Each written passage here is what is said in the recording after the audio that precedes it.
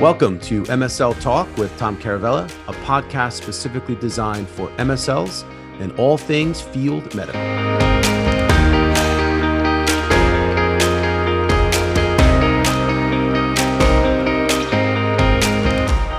Hey guys, welcome to the podcast. Today, my very special guest is one of my recruiters, Dan Herr, joins me and we talk about how to work with recruitment firms and why. Great conversation. Dan's one of the best MSL recruiters out there. Hope you guys enjoy it. Good morning, Daniel. Thank you for joining me, my friend. How are we doing? Good morning. Good. Thanks for having me on. Yeah, thanks for making the long commute. Yep. It's probably better that we're on separate screens, because if I had to cram you in my office and we had to use one microphone, it might be a little tricky, especially with COVID. Yeah, I agree. I'm definitely all right here in the office. Good, man. Good. Well, thanks for taking time out of your day. And listen, this is a really important topic that people keep asking me about. And I just did a webinar like 2 weeks ago, same topic with a group called DEMA, Diversity in Medical Affairs.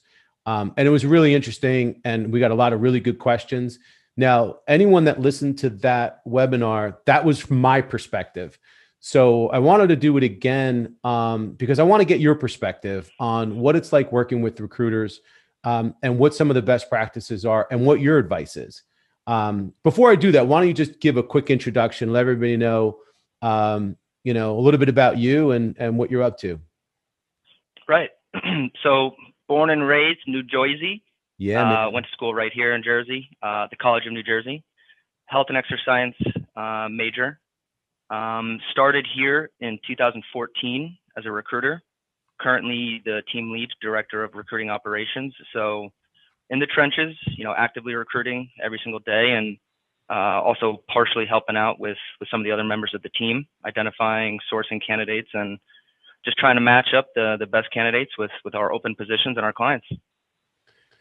And for those of you that don't know Dan or haven't worked with Dan, he's a very humble guy.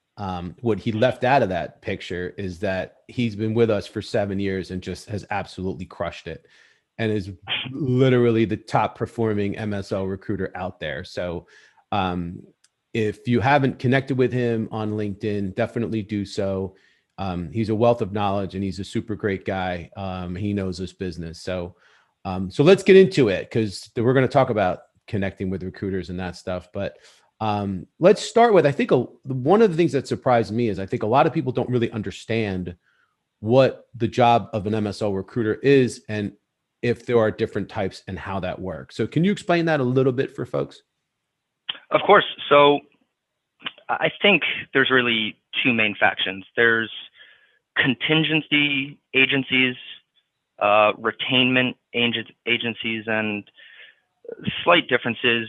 Obviously, both work on recruiting the same folks. We are mostly a contingency firm, so we'll receive an open position or positions from one of our clients, and we essentially send candidates in. We do not receive any fees without placing a candidate, as opposed to the retainment side, where they officially are engaged by the company and will work that position until they fill it. So really not much different, contractually a little bit different, but our efforts are mostly to help our candidates match up with the right positions for our clients. Yeah.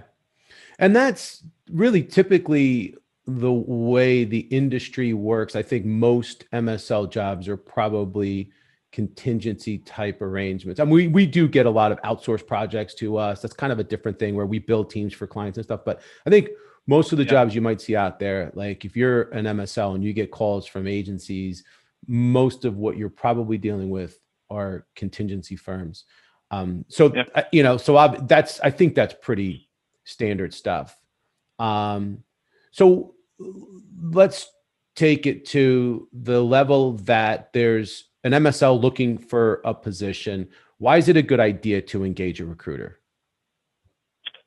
I think this is a really good point. And most of the medical science liaison gig, as I know it, is about relationships Hmm. and networking. So I think it's good to engage recruiters because each agency or recruiter typically have a really strong relationship with a client or clients. So for us, we have a number of long-standing relationships at different companies, and those relationships could be in talent acquisition, HR, could be with the hiring managers directly, whether they be regional, national. So it's important to network first, and I think the relationships matter a lot. So engaging with recruiters is really just an asset for you to get a better feel for the company itself, as far as the folks that work there, the culture, and to use your recruiter's knowledge of that company and relationship to leverage a better spot for you, in the interview process. Totally. Yeah. I mean, it's an asset. It's, it's like you have an agent that's helping you along the Exactly. way. Right. I know it's funny. And you almost look at it as if you start your career and you want to have a good accountant, you want to have a good lawyer, you want to have like certain things that are going to help you in your career or in your business. If you're a business person, good recruiters are essential to helping you with your career. So I just think that it's a good practice to have relationships with, a couple of good search firms. I think it can only help you. So let's talk about that. How can someone go about finding a recruiter? Like, what's the best way to go out and do research or land on who they should contact? Yeah, and to your point, Tom, I think always best to connect with multiple recruiters or agencies. Each agency, has different relationships. So the more, the better. For me, a lot of the work that I do with the people I work with seems to be on a referral basis. So I think best case, you contact an industry colleague, a friend, an acquaintance, see if they have worked with any specific recruiters or agencies, and to go via word of mouth. Same thing, utilize the relationships you have to continue to network, to build your network. So for me, I think the best avenue is to contact one of your friends or colleagues, ask them what individuals they've worked with. But besides that, pretty simple, just to hop on Google, do a MSL search, recruiting firm, or on LinkedIn. Those are really great tools as well. But I do think word of mouth people would be your best bet. Totally agree. I totally agree. So once you identify the MSL recruiter or recruiters that you want to work with, what's the best way to engage with them? Yeah, I think name dropping is really important. It's something that I do. If I ever get referred to, an MSL candidate by one of their colleagues, I name drop. Of course, I make sure that they're okay with that. But, if you want to engage with a recruiter, I would say, like I said, LinkedIn, email, even a text, if you have a cell phone number. Hey, Daniel, this is so-and-so. I received your information from my good friend. If you want to name drop, if you're comfortable doing that, they let me know that you worked together X amount of time ago. Would really like to set up a conversation if you have time. I would encourage to, if it is an email or even a LinkedIn message, maybe to attach your most recent updated CV, just to give that recruiter an idea of your background. This way, when you get on the phone, the recruiter can do a little bit of research, figure out what they could potentially match you up with beforehand. To give them the big picture would also help out. Yeah, and I think that first impression is really important. No You doubt. want to establish a relationship with this person. So you want to come in, we get inundated with requests from people all over the place. And it's always nice to know that, this person's coming from a referral from somebody that somebody that you trust. And certainly we try to treat everybody the same, but you don't want to obviously disappoint that person that made the referral. So it makes it that much more important for us to try to, make sure that, we're getting back to, to that person. So I think that's a great technique. And I totally encourage it. So Yeah. so then when you start a relationship with a recruiter, what, as a job seeker, what should you expect from that recruiter from that point? And this is really big with our firm. It's our intention to always put our candidates' best foot forward. And in order to do that, we need an open line of communication. And I think throughout the conversation today, you'll probably hear me say a few repetitive words. I think transparency and honesty and communication are really, really big in this industry. So I think it's really important to be transparent with your recruiter. Hey, I'm actively interviewing. I have 2 phone screens set up, and I'm also scheduled to complete, a final virtual interview or presentation. So I think it's really important to just be honest with your background. Certainly, let them know what you have going on, and to be open about what you're looking for. Some folks are really attracted to the startup biotech scene, would like to maybe not stay away, but would prefer the smaller company as opposed to large pharma. So to let them know your quote unquote wish list, where your comfort level is with territory size, whether you want to be focused in a smaller zone or cool with covering the whole country maybe.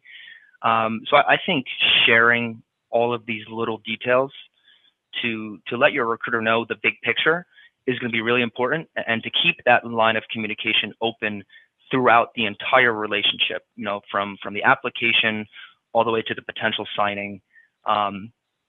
Share your ideas, what you're thinking. If you do move forward in the interview process, how your calls went with the hiring manager or HR, how your presentation went. So open lines of communication, super important. Being honest with each other, I think, is also very important. And I think if you can manage to do that, for me, it's more of a long-term relationship than any one position that we may work on together. It's about potentially revisiting down the road if need be. I mean, I agree. I think that's one of the things that we try as hard as we can to develop that trust with our candidates and develop that relationship. And it's built on, you hit the nail on the head. It's built on honesty and transparency. I think that's something that we want on, you want on both sides. Obviously the job seeker wants that from us as well. And I think, just to add to that, one of the things that, especially when you get to the point where there's an offer and you're negotiating the offer, you want that transparency, you want that honesty, so that we can do the best job we can in negotiating that offer. But you also want that responsiveness, right? I mean, right. What's the worst? It's kind of that worst feeling is when you're trying to negotiate an offer on someone's behalf, and then all of a sudden they stop calling you back. Right? How often does it happen? More often than I care to admit. And we have a little saying over here, we're best friends until the offer comes out. And it's one of those things where, right, it's a huge decision for someone. And maybe they have multiple offers on the table. And so maybe you're weighing your options. But that responsiveness, to your point, Tom, super important. And for us, it's very important to make sure that we have an open line of communication, but also to our clients. I think when you're responsive, you're gracious, and you can go back and forth with the client on our side, it really it makes the process that much smoother.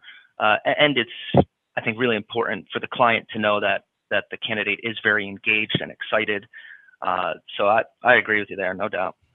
Yeah. Yeah. Plus, again, I mentioned this before, I'm going to mention it again, but this is on the client side. Like, if you're negotiating an offer on behalf of that candidate, and there's a real good chance that the candidate wants the job and may eventually accept the job, and even if they don't, you want to leave the right impression. If you're starting with a new company, you don't want to start with the wrong impression, that you handled the negotiation wrong, right? I mean, agreed. Yeah, impressions are so important, start to finish. Yeah. So, and if you're not going to take the position, well, that's fine too. But still you want to handle that negotiation by being honest, transparent, and responsive. And even if you're not sure, if you're like really not sure if you're going to take the job, just call us back and say, hey, listen, I need a little more time and here's my situation or whatever. And I guess it also becomes a matter of what kind of relationship do you have with the recruiter? How much trust has been established, and are you genuinely interested in that job? So I know that there's a lot of factors. Let's flip Yeah. this around though, because we're talking about responsiveness from the candidate. So what if the recruiter disappears? And what Oh, if there's what if there's a candidate that's that in the doesn't middle of the happen. search? Yeah, uh-huh. So I hear that a lot. Well, I got ghosted Yeah. by my recruiter. Why does that happen? I certainly don't think there's any malice behind that. And I and this goes back to open line of communication. I think if there is a ghosting, so to speak, it's likely that the recruiter is waiting on an update just like you. So I think the advice I would give is to remain on top of your recruiter's mind. You don't necessarily need to text them every single night, but periodically check in with them. Hey, just looking for an update. Hope all's well. So I think staying on top of your recruiter is really important. And on our side, we do the same exact thing. We'll check in with the client. Just checking for updates, making sure we didn't miss anything. So if your recruiter does leave you hanging, I think it's more, they're waiting on the next step. Maybe something's going on the client side that no one is aware of. So we continually check in with the folks that we work with for any updates that we can get, to make sure that the candidate is aware of everything going on. But I don't think recruiters do that intentionally by any means. I think they're likely just, they probably feel the same way. I really wish we can get this moved forward or expedite it by any means. So I would just continue to check in and do your best to remain, on top of their head and to make sure that you reiterate, how interested you are in next steps, should that be the case.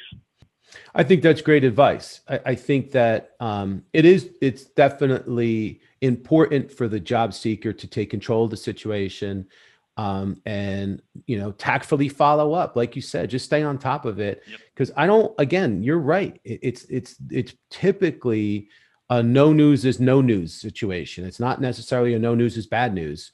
And sometimes we don't get timely follow up from clients, and it's not because we don't have a good relationship with the client. It's just because they're swamped in a million different directions, and sometimes it's not because of lack of interest, and sometimes it is. Sometimes we don't hear back, and then finally we do, and it's like, oh yeah, no, we went with another candidate. It's like, oh man, and now we have to call up the candidate and give the bad news, and it's not great, but it's an unfortunate part of the process. So what happens? Agreed. I know that there are a lot of different scenarios that develop through the course of the relationship with the candidate. Sometimes we've seen situations where all of a sudden the company starts dealing directly with the candidate. What's your advice in that situation? If a candidate all of a sudden is moving forward in the process and then their recruiter, for whatever reason, just seems like they've been left behind. Yeah, and this has happened to us a handful of times, throughout my tenure here. Some companies, for whatever reason, kind of like to take the reins and move forward, which I have no problem with. And should that happen, I think it's really important for the candidate just to keep the recruiter apprised of what's going on. Make sure, same thing, and every discussion you have, from application all the way to a potential offer, these are the folks that you're going to be working with. So I think a lot of companies, they want to make sure that they can build that rapport on their side. We are happy to be that liaison in between. But a lot of these companies, the hiring managers, they want to make sure that they can build a good rapport. Same with the HR department, with the candidate. So I appreciate when companies do that, they want to make sure that they can get a hold of candidates. I think also it's a great way for them to see how responsive the candidate is. So maybe a tactic on their side. We don't need to use the quote unquote middleman. We're going to go directly to the candidate. And it does happen. And should it happen, just keep your recruiter in mind. After you hang up the phone with them, maybe give your recruiter a call. Like you said earlier, Tom, I think one of our strong suits as an agency is our knowledge of the market, of the company, of the industry trends. So always contact your recruiter after these calls just to debrief a little bit, get their thoughts on the conversation, or potential next steps, whatever it may be, especially when it does come to offer time. Definitely re-engage with your recruiter, see what they think, see if they have any insights for you, and kind of devise a game plan together is what I think it would be best case.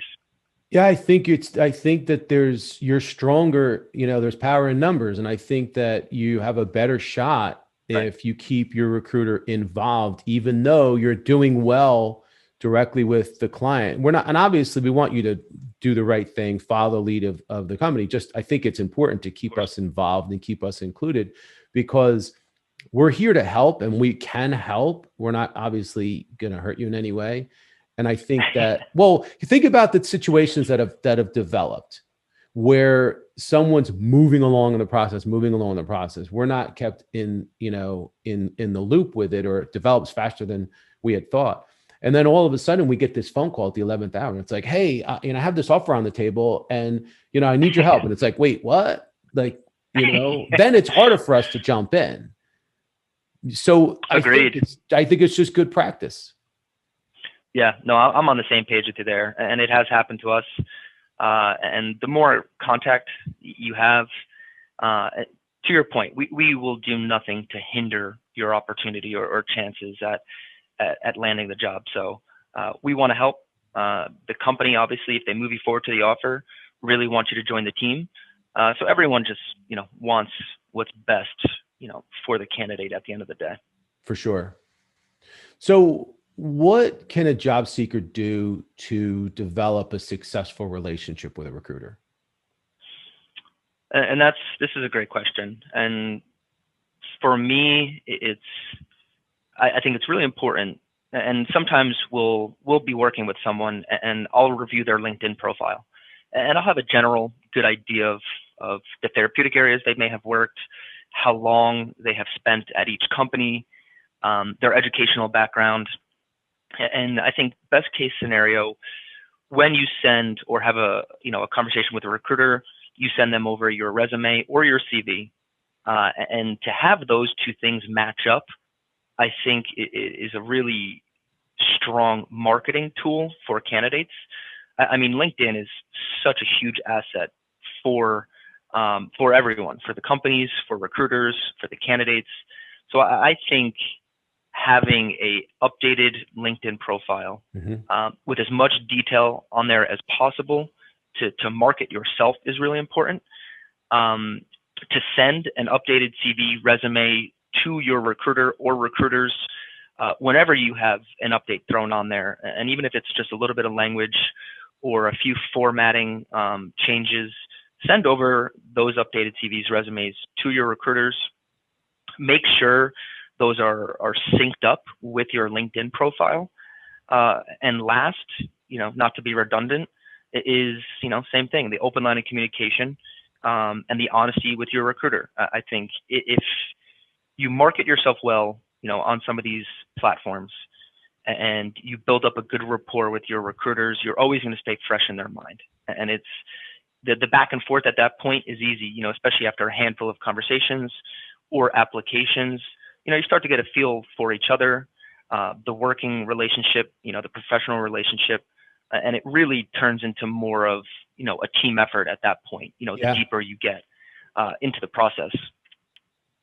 Yeah. And I'll tell you that point about making sure that the resume and the LinkedIn profile are synced up, like it's so important, because that's the first thing that recruiters do. Is we get a resume. What do? We go to LinkedIn. We want to see, what's the person look like? Do they have a professional photo? Is everything match up? Is it all in line? Is there something that I can learn from the LinkedIn profile that I didn't learn from the CV and vice versa? So, I mean, that's huge. I think that's just best practice. Agreed. Yeah. And then as far as continuing the relationship down the road for the job seeker, obviously we try to keep in touch with folks, and from time, we don't hound people. Usually we reach out when we have opportunities, but for the job seeker, like, what would you say, how often should they try to maybe keep in touch, or does it make sense for them as common practice to send an updated CV every once in a while just to stay on the radar? Yeah, and this is another good question. So being tactful, and continually reaching out is really important to me. And I tell the folks that I work with, never hesitate to pick up the phone and give me a call, or to send me an email, to shoot me a text, to send me a LinkedIn message. If you have any questions at all, at the end of the day, we are here to help any way we can, even if it's not a position we're working on together. If you're working with a different recruiter, or maybe it's a direct application, whatever, referral it may be, we're here to help. So I would say to continually check in with your recruiter or recruiters. Like I said, maybe not send them a text every single night, but a monthly check-in, even maybe a weekly check-in, especially if it's a hot time of the year when there's a lot of hiring being made. It's important to you to stay fresh on their mind, because, I'm not sure about other agencies, but we have a lot of volume between our team, between the people that we work with. So it's important just to do your thing with your recruiter as the position is available. But after, let's just say you don't land the role, still continually check in, because we receive new positions on a weekly, daily basis. So we'll get to you as soon as we get something for you, but it doesn't hurt to send that quick text. And if you have a really good relationship, check in on the holidays. If you know their birthday, send a happy birthday text. Yeah. So it's important to be, we assess personality. That's part of our job on the phone. We want to make sure that we're matching personalities with our companies, with our clients. So, be yourself and do everything you can to make sure that you have a really, really strong rapport with your recruiters and have a good working relationship together. No, it's perfect. It's perfect. And that's a loaded question too, because there's the passive job seeker, there's the active job seeker. Yeah. There's someone that maybe you just placed in a job, but you should still maintain a relationship. You should still keep in touch from time to time, like you said, Agreed. during the holidays or birthdays or whatever. So yeah, I think it's important to continue to have, whether it's, a semi-regular check-in or whatever, just to kind of, keep things going. So last question. So as you know, we have a lot of listeners on this podcast that are looking to break into the MSL role. They're, aspiring MSLs. What advice would you have for those guys? Obviously, we do a lot of work with, more experienced MSLs and building out teams where it requires experience. But we do from time to time, we do get requests that would allow for somebody that doesn't have prior experience. But there's so many nuances to it. So what's your advice for these folks? And this is like the chicken or the egg. There are so many qualified candidates with the right interpersonal skills and communication skill set. And so for me, it's a matter of perseverance and persistence, remaining super positive. And when you get your chance to get on the phone, whether it be with talent acquisition, HR, or with the hiring manager, to really showcase your skill sets, and to really, that opportunity you have, the window you have, it's important to what you said before, Tom, to make the right impression, to put your best foot forward. So I think making sure you're on top of your game is really important. To do your homework, your due diligence, research on the company that you may be interviewing with, having a really solid list of questions prepared for when you get on the phone. And also networking. Networking is a big one for me. This is something that I tell the folks that I work with all the time, that you need to connect with as many people as possible. You need to start building rapport with industry colleagues, with recruiters, with HR departments. So the more involved you are, I think the better for you. And the conferences that a lot of these different organizations hold is also a great networking event for you to meet people. Mass, East and West, MAPS, MSL Society, to name a few. Get yourself to some of these conferences, and start meeting these people live, and put on the fancy shoes. Make sure you look the part. And like I said, do your homework. And I think positivity is a huge one for me. People are attracted to positivity, to that engaging, positive energy. Not to misrepresent yourself by any means, but really to make sure that your stuff, and everyone could tell how much you want to be in the field to represent these organizations. Yeah, that's great advice, man. It's that's it right there. I mean, you just hit on so many important things. So I know people will appreciate it, and I appreciate you coming on, man. This was great advice. Yeah. So now get back to work. I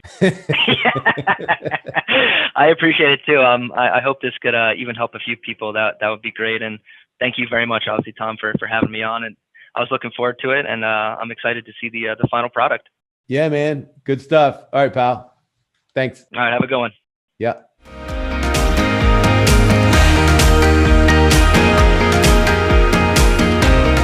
Thank you so much for listening to the show. If you've enjoyed it, please subscribe so that you don't miss episodes in the future, and feel free to leave a rating or a review or a comment. Thanks again, and I look forward to seeing you again soon.